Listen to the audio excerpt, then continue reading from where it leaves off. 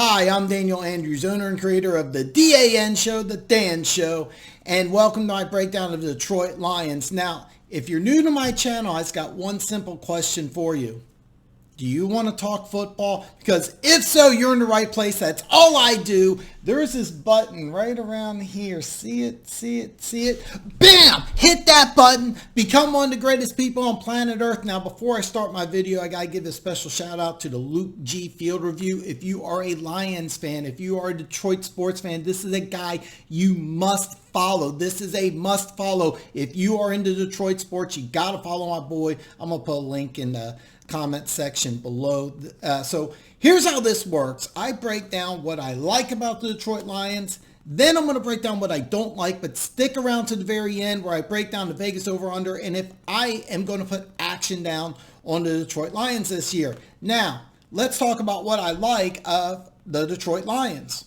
First thing I like about the Detroit Lions is the overhaul of the defensive personnel. This is a terrible defense last year, and they went out, and it's kind of funny because our lads in ESPN are completely different as to who's going to start and who's not going to start this year for Detroit, but ultimately you're looking at probably 5 to 6 new starters from last year. They are very aggressive in the players that they got, and I like the players that they got because they are all players that fit into the Matt Patricia system. So I think that when you have a bad defense, they just went ahead and didn't try to tinker just one or two guys. It was almost a complete overhaul.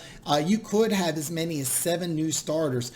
I think it's going to be somewhere between 5 and 7. They're going to use a multifaceted defense. Plus, I like the fact they also got 2 players from New England to match with Trey Flowers. So you're running a Patriots-type system. Well, get former Patriots. So that's the number one thing I love that the Detroit Lions did this offseason. The second thing that I absolutely love about the Detroit Lions is you get Stafford back. When I went on the Luke G Field Review, me and him had a long talk about how people in Detroit were anti-Stafford. That just blew my mind. Now, keep in mind, I got a man crush on Stafford. I watched him as a freshman at Georgia for 5 minutes, and I said, oh, this is first-round quarterback. I mean, the talent was unbelievable. Keep in mind, Georgia back then wasn't the power it was today. It was a big, it's a big school, obviously. It's an SEC school, but they weren't competing for national championships back then.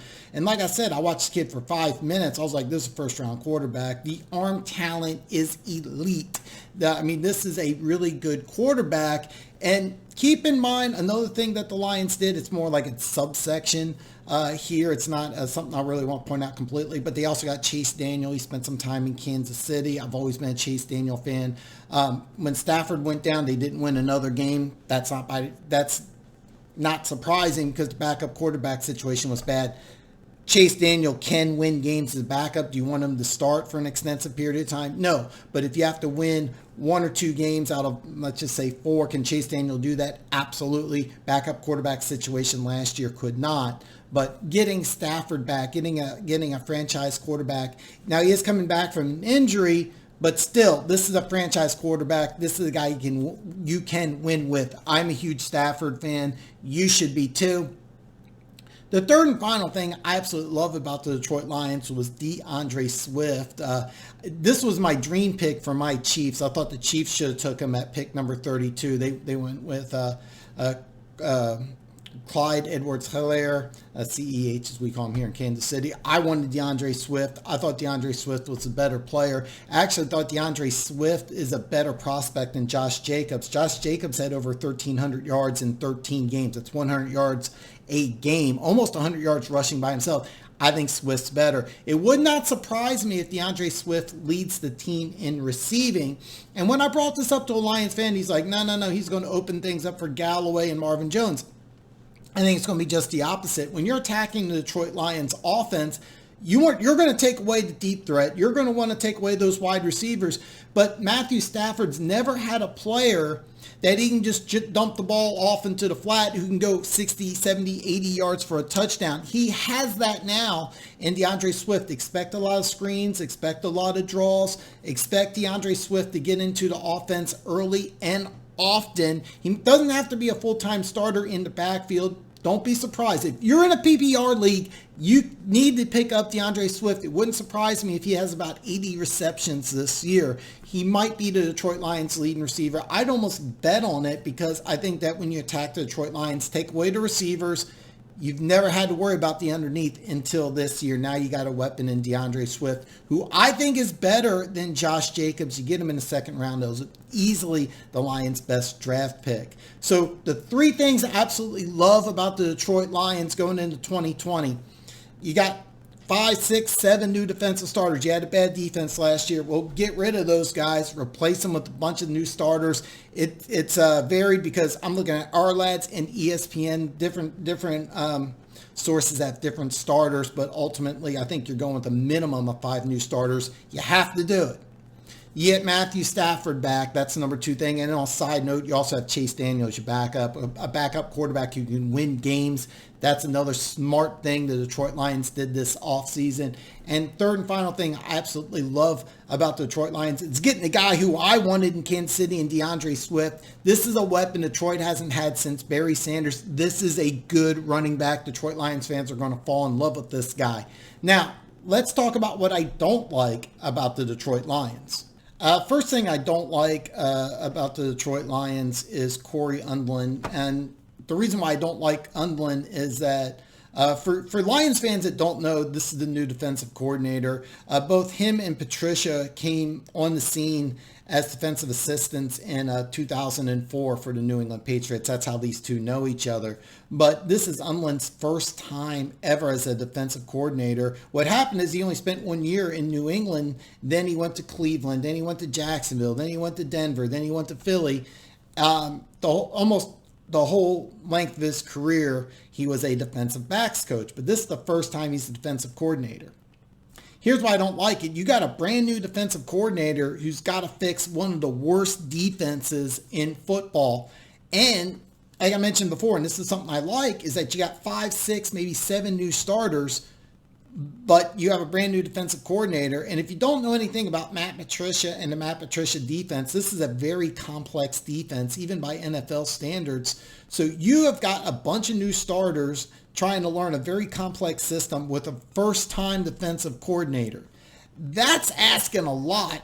Then you come down that there's no mini camps, there's no OTAs. Under any sort of circumstances, this would be difficult, but especially this year, you're going to have 5 to 7 new starters, a first-time defensive coordinator trying to learn a very complex system when you were one of the worst defenses in football. Lions fans, I hate to tell you this, you're going to have a bad defense this year. There is no way around it. Under normal circumstances, it would be hard to get everybody on the same page. Under these circumstances, it's going to be impossible. I would have loved if Patricia did this instead of hiring Paul Pasqualoni, but instead, Pasqualoni didn't get the job done. You're going with a guy that you used to work with in New England, a guy that you've known for a long time. But again, it's a first-time defensive coordinator. I would have felt a lot more comfortable if they went with somebody with a little more experience because they need to get everybody up to speed right away. It's not going to happen. Okay, get used to it now. Second thing, and this kind of goes along with it, Jeffrey Okudah, the 3rd overall pick, he's going to be your number 1 corner. Detroit Lions gave up over 4,550 yards passing. They were dead last in the NFL in passing yards against. And your solution is that you're going to play a difficult, complex man defense with a rookie corner. For those of you who don't understand, a rookie corner can have success in the NFL. Playing man defense is almost impossible because not only do you not play this style of defense in college, it's extremely difficult to do in the pros. I remember Charles Woodson. I was at Arrowhead Stadium. Charles Woodson's first game was against Kansas City, and Andre Rison, a very good wide receiver, not a Hall of Famer, maybe he should be. That's another debate for another day. Had 2 touchdowns against Woodson. I'll never forget because I was sitting right there watching it. I remember Woodson, the second touchdown they burned him on, he's doing this number in the end zone. He didn't know what he was doing. He had no clue because it was just different. And Woodson was a better prospect than Okudah. How do I know? Woodson won a Heisman Trophy. That's how I know. I'm telling you right now, Woodson's a Hall of Famer. Maybe Okuda will be in the Hall of Fame, but I'm telling you right now, Woodson struggled his first week of the season, and the system that they're playing is not as complex as this system. Okuda's going to have some learning curves, and he's your number one corner. Maybe it's Trufant, who you gave a good contract to. But bottom line, neither one of these guys are as good as Darius Slay, who you had to trade because he wanted out of Detroit so badly. So your number one corner is either going to be Trufant or Okuda. And either way, Okuda's your number two corner. Teams are going to attack this kid, and he's going to have struggles early on. So I don't like the fact that you drafted a rookie with the third overall pick, a corner with the third overall pick. You're going to have a rookie playing this complex man defense. Like I said before, Lions fans, defensively, you're in a long, long year. This defense is not going to be good. There is no way it's going to be good. Third and final thing I don't like about the Detroit Lions is you're in the wrong division. Green Bay went to the NFC Championship game. Minnesota won a playoff game. Chicago went from 12 wins to 8 wins. I think they're going to bounce back up. But basically, I would not be surprised if all three of these teams end up in the playoffs this year. Would not surprise me if Green Bay, Minnesota, and Chicago are all playoff teams. In some other division, you got a chance to get out of the cellar. There is 0% chance. Well, I shouldn't say zero, but the Detroit Lions are easily the worst team in this division, and it's really not even close. I got 3 teams in this division that are probably are playoff contenders. Okay, Green Bay and Minnesota definitely. The 8-8 Bears, who I think improved, are going to be a team vying for a playoff spot. The Lions are in no way, shape, and form a playoff team. So, kind of to recap the 3 things I don't like about the Detroit Lions: a first-time defensive coordinator with Matt Patricia, working with Matt Patricia. You have a complex system. So first-year defensive coordinator trying to teach a complex system to 5 to 7 new starters, even without mini camps and OTAs. This is extremely difficult, almost impossible. But then you compound all those problems with no OTAs, no mini camps. Jeffrey Okuda is your number one corner, again, without mini camps, out OTAs. Even if he's your number 2 corner, that's a problem in this type of defense. And number 3, final thing that I don't like about Detroit Lions, you're in the wrong defense. You got 3 playoff teams, and then you have the Detroit Lions. So listen, what did I say? Hang out to the end of the video where I break down the Vegas over-under, and if I'm going to put action down on the Detroit Lions, the over-under is 6.5. Over is negative 115, which means you have to wager $115 to win 100. The under is negative 105, which means you wager 105 to win 100. Man, Luke, Detroit, DSA, the Detroit Sports Alliance, I am sorry. This is a no-brainer. You got to take the under. There is no way the Detroit Lions are getting the 7 wins this year. I look at this schedule. It's brutal. You're going to win at maximum 2 games in the division. One of them's that season opener. You lose that season opener at home against Chicago if there is a 16-game season and if the NFL kicks off as it's supposed to. You've got to win that game because you're only going to get one other win in the division.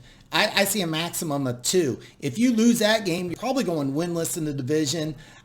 I'm looking at a 3-4 win team here. This is a bad team. I don't think that Patricia is going to come back. On the positive side, I think that what you're looking at in 2021 is a combination of John Dorsey and Eric Bieniemy. John Dorsey was the Chiefs general manager when Andy Reid came here. He went to Cleveland. He was the one who orchestrated the OBJ trade. And Eric Bieniemy will be an NFL head coach in 2021. He's the Chiefs offensive coordinator. I think Detroit's the perfect place for him.